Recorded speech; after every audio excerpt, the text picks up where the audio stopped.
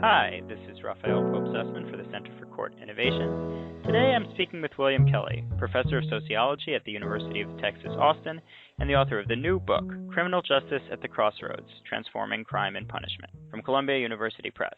Professor Kelly, thank you for speaking with me today, and welcome. It is my pleasure. So why is this a crossroads in the American criminal justice system? I believe we're at a decision point that was triggered from the recession that began in 2008 that caused states to start taking a hard look at how they spend money. And they began to realize that crime control was a very expensive proposition. And that began the discussion of thinking about how might we go about doing this differently, primarily motivated by trying to save public revenue. That seems to have begun to evolve into a broader discussion of not only saving money, but trying to be more effective in how we go about the business of administering criminal justice. It's a crossroads because of the opportunities that have been presented by economic considerations, really a fair amount of lead from the U.S. Justice Department. Eric Holder, when he was the Attorney General, launched a discussion about being smart on crime, and those types of phrases in that thinking has really begun to take hold. So your book explores the origins and evolution of America's fixation on this idea of being tough on crime. Can you give our audience a sense of what that's translated into in terms of policy?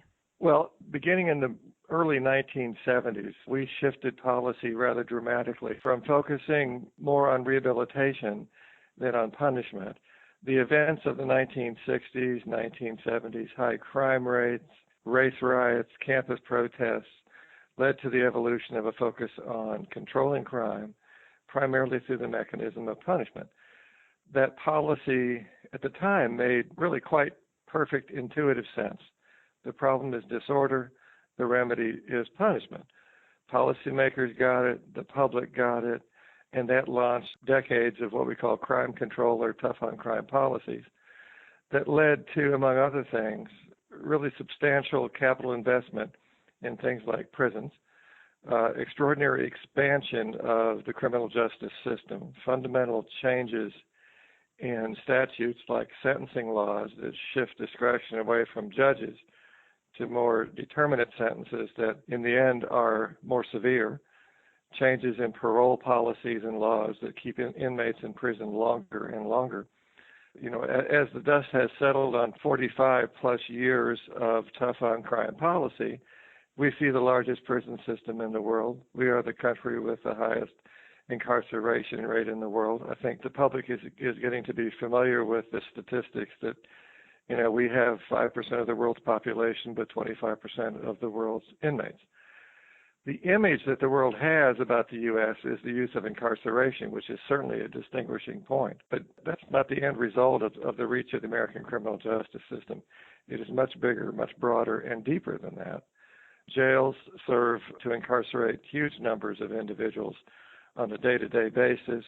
Probation and parole, versions of community supervision, also have very extensive reaches in terms of supervising and trying to control criminal offenders. So the end result of this has been a fairly deliberate march, decade after decade, into developing a fairly efficient system of punishment. Unfortunately, as it turns out, punishment doesn't work.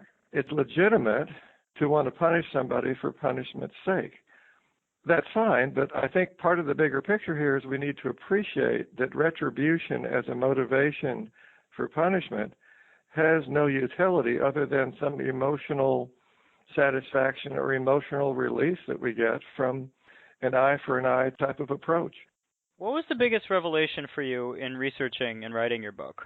Now, that is a really good question. I would say the greatest revelation is that a fairly comprehensive package of reforms that I talk about in the book that are evidence-based, for which we have sufficient scientific research indicating that these are effective mechanisms, that sort of package of reform is feasible, it is doable, it is cost-effective, and it can accomplish the goal of enhancing public safety, reducing victimization, and saving money. I think the thing that The most troubling thing about it, about the path forward, is not so much the mechanics of what reform should look like. In my mind, the most concerning challenge is changing how we think about crime and punishment, changing the culture, not so much of the public, but the culture of the administration of criminal justice. We've all been pretty much focused on trying to punish people, and it's difficult to change the environment, the day-to-day working environment of probation officers, of law enforcement officials, of, in particular, prosecutors. And some individuals will embrace some reform more than others, pretty much as we saw what happened with crime control decades ago. What are the most promising reforms or proposed reforms out there? Well, diversion is the key in terms of overall umbrella policy going forward. We should reserve prison, which all evidence indicates is criminogenic in and of itself. We should reserve incarceration for those people, those offenders that we reasonably, truly fear, violent offenders, clearly habitual offenders, not just somebody who has a third strike. Those are the individuals that we need to incarcerate. And that should reduce the prison population dramatically. Everybody else should have some version of a balance between control, compliance, accountability on the one hand, and rehabilitation, behavioral change on the other. Another major challenge is the scope and scale of the criminogenic circumstances that bring criminal offenders into the justice system in the first place. We know that poverty and crime are linked, but today we know that it's much more than just, I don't have money because I'm poor, I'm going to have to go out and commit a crime. There are clear neurodevelopmental implications of living in poverty. There are clear neurocognitive implications of being in an environment of violence. And all the factors that are correlated with poverty play out in a variety of different ways, including mental illness, substance abuse, things like that, but a much bigger and ever-evolving list of implications in terms of the less visible neurodevelopmental problems. If you ask the basic question, why didn't punishment work? And the answer is because punishment doesn't change somebody's mental illness.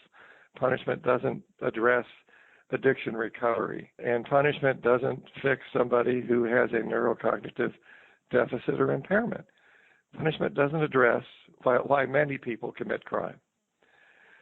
Now, this is not an excuse for crime. Criminals commit bad acts, and they need to be held accountable, and we need to keep the public safe as we attempt to change their behavior.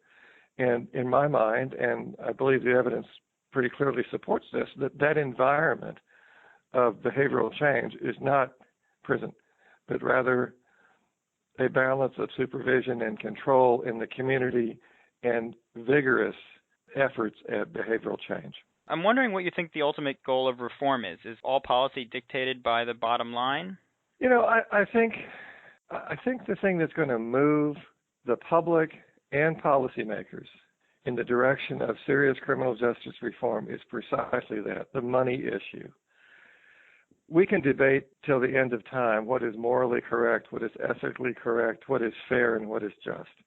But if we want to attract attention from a variety of different perspectives, and I think that's precisely what has happened here. The reason that the Koch brothers and Right on Crime are at the same table as the ACLU is the same reason that we had sentencing reform in the 1970s, 80s, and 90s. We had both political parties concerned with different things, but with the same solution. Republicans, the conservatives, were concerned about judges being too lenient. Liberals were concerned about unfairness and discrimination. The remedy was get judges out of the picture. I think it's the same thing here. What brings the Koch brothers and Right on Crime to the table, at least initially, is the financial issue. What brings the ACLU and liberals to the table is that we can do a better job of this. We can make it a fairer system, but also perhaps a more effective system. So I think they're at the table, and I think they're heading down the same road. And that road is one that appreciates the fact that while behavioral change may be expensive, it is not nearly expensive as what we have been doing in terms of simply incarcerating individuals. The evidence indicates that in the moment, using interventions to change behavior is generally cheaper than incarceration. And I think what policymakers sometimes fail to appreciate is that for every offender that we can effectively change behavior, every time they don't reoffend, the cash register doesn't ring. The cost savings we can incur now will reap benefits longer term if we can reduce recidivism. How should we define success? I think success is multidimensional. Can we, after a period of serious reform effort, can we look back and say we have really developed a system that is more cost effective? That's important, but that is not the end game. The end game really is public safety. Can we then at some point say we have effectively, by whatever amount, reduced recidivism? Can we say that we have a system that does not unnecessarily place all the rest of us who are not involved in crime at the risk of being a victim? Public support. Does the public believe that justice is being done? Reducing inequity in terms of race and ethnic concentrations of individuals in the justice system. And ultimately, the extent to which we can take individuals who grow up in circumstances many of us would find foreign and horrific, can engage in sufficient behavioral change to become productive members of society. Well, thank you. My pleasure.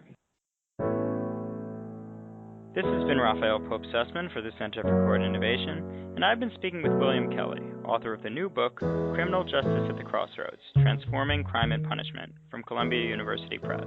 For more information on the Center for Court Innovation, visit www.courtinnovation.org.